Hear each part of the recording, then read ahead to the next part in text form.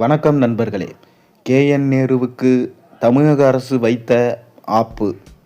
நகராட்சித்துறை அதிகாரிகள் நியமன முறைகேடு தொடர்பாக வழக்கு பதிவு செய்ய உத்தரவிடுவதற்கு முன்பு தனது விளக்கத்தை கேட்க வேண்டும் என்று நேரு கேட்க அவருக்கு அடிப்படை உரிமை இல்லை என்று சென்னை உயர்நீதிமன்றத்தில் தமிழ்நாடு அரசு தரப்பில் வாதிடப்பட்டது. அரசு தரப்பு வாதங்கள் முடிவடையாததை அடுத்து வழக்கின் விசாரணை ஆகஸ்ட் 7ஆம் தேதி ஒத்தி வச்சாங்க.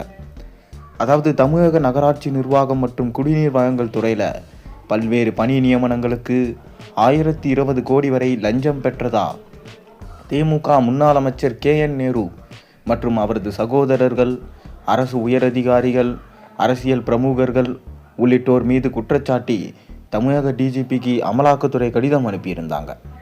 இந்த கடிதத்தின் அடிப்படையில் அமைச்சர் நேரு உள்ளிட்டோர் மீது வழக்கு பதிவு செய்ய லஞ்ச ஒழிப்பு துறைக்கு உத்தரவிட கோரி அதிமுக எம்பி இன்பதுரை உள்ளிட்டோர் சென்னை உயர்நீதிமன்றத்தில் வழக்கு தொடர்ந்தாங்க. இந்த வழக்கை விசாரித்த உயர்நீதிமன்ற தலைமை நீதிபதி ஸ்ரீவத்சவா மற்றும் நீதிபதி அருள்முருகன் ஆகியோர் அடங்கிய அமர்வு அமலாக்கத்துறை அனுப்பியுள்ள ஆதாரங்களின் அடிப்படையில் நேரு உள்ளிட்டோர் மீது வழக்கு பதிவு செய்ய மூகாந்திரம் இருப்பதால் சம்பந்தப்பட்டவர்கள் மீது வழக்கு பதிவு செய்து சட்டப்படியான நடவடிக்கை எடுக்க வேண்டுமென கடந்த பிப்ரவரி மாதம் தமிழக லஞ்ச ஒழிப்புத்துறைக்கு உத்தரவிட்டாங்க. இதனிடையே உயர்நீதிமன்றத்தின் இந்த உத்தரவின்படி முன்னாள் அமைச்சர் நேரு உள்ளிட்டோர் மீது வழக்கு பதிவு செய்யப்படாமல் இருந்தது. இதனையடுத்து தமிழக லஞ்ச ஒழிப்புத்துறைக்கு எதிராக அதிமுக எம்பி இன்பதுரை தொடர்ந்து நீதிமன்ற அவமதிப்பு வழக்கு தொடர்ந்திருந்தார்.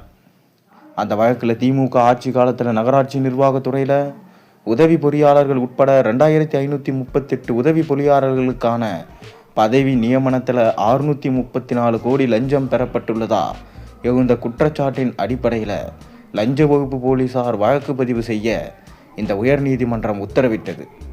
ஆனால் வழக்கு பதிவு செய்யாததால் லஞ்ச ஒழிப்பு போலீசார் இயக்குநருக்கு எதிரான நடவடிக்கை எடுக்க வேண்டும் என சொல்லியிருக்கிறார்.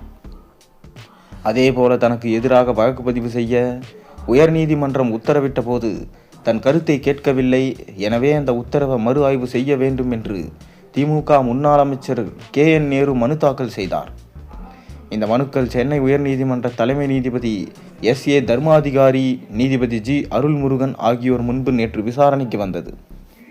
அப்போது திமுக முன்னாள் அமைச்சர் நேரு தரப்பில் மூத்த வக்கீல்கள் சித்தார்த் லூத்ரா, PH அரவிந்த் பாண்டியன் ஆஜராகி நேரு தரப்பின் வாதத்தை கேட்காமல் வழக்கு பதிவு செய்ய பிறப்பித்த உத்தரவு இயற்கைக்கு முரணானது, அவர் தரப்பு வாதங்களை முன்வைக்கும் உரிமையை தடுக்க முடியாது என சொன்னாங்க.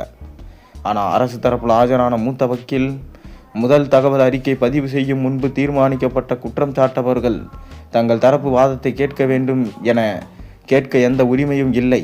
அந்த வகையில் வழக்கு பதிவு செய்யக்கூடிய வழக்கில் தனது தரப்பு வாதத்தை கேட்க வேண்டும் என்று நேரு கேட்க அடிப்படை உரிமை இல்லை என சொல்லியிருக்கிறார்.